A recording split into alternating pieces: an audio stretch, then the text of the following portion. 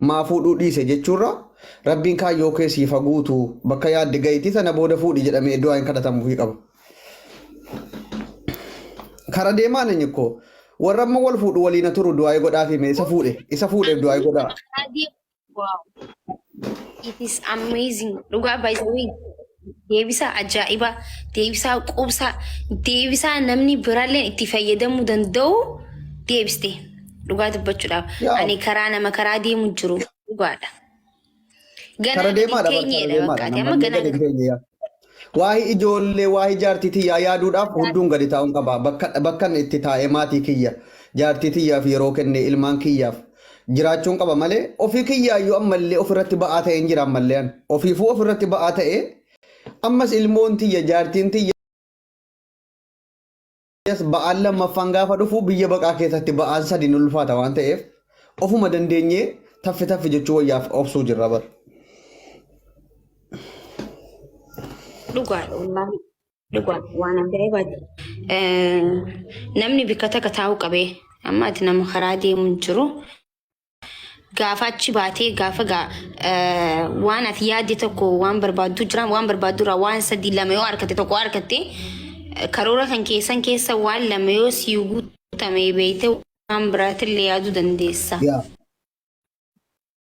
Gaafa wanti itti barbaaddu guuttee siif guutee kaayyoo deemtuuf biyya baqaa kanarraa itti jettee fuutis ni qaqqabaa shamarranis baay'ee dhalataa jirti galata rabbi shamarran baay'ee nu dhalataatti babbareedduun guutte bar ni fuuna alasittis eessa baasaa dhayti shamarran uma dhalatti bar eessa dhayti shamarran warra heerumtan immoo rabbi waliin isa nu tursiisu wal kunuunfadhaa jaalala walii kennaa nu warra singilii immoo nuun dhiphatinaa maaf hin fuutu maalii hin jedhina.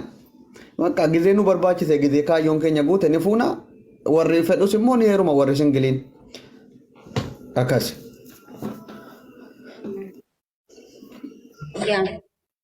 Amma keessaafuu dhiirti amma gizee keessaafuu dhiiraaf maaliif yaatiin fuudhii jettanii gaafachuun dhiiraaf ni ulfaata. Keessaafuu dubartii yoo gaafatanii dubartiin ol galtii dhiirti immoo ol galcha miti. Akkasii Abduseen hin fidaa nuti immoo ayya busaakaa maa fuudhaa yaalaa raafni ulfaata garuu akka tiitii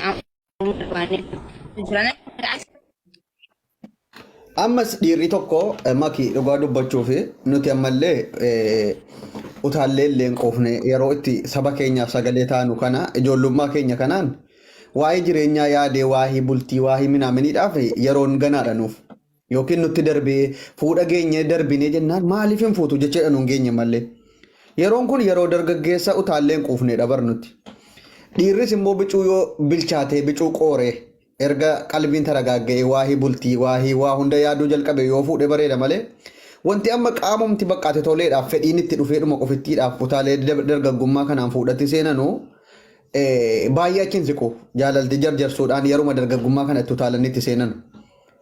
Kanaaf dhiirri xiqqoo yoo qooree basalli jedhee mana qabachuu danda'ee waa hundaa argee waggaa 30 kana booda yoo fuudhe bareeda malee ijoollummaa kanaan fuudhatti galuuni kaameeraa dura dhadhaabbachuudhaaf ittumaan hadha suuraa walitti hirkatanii bareedduu koyyonee maarii walii sirbuudhaaf bareeda. Gan bultiin akkasii baay'ee achi siqnaan hin argine warri xoxobbummaadhaan wal fuudhan kun bilchaatamee taragaaggaame yoo wal fuudhan bareeda jedhee yaadaan akka kiyyatti fuuti.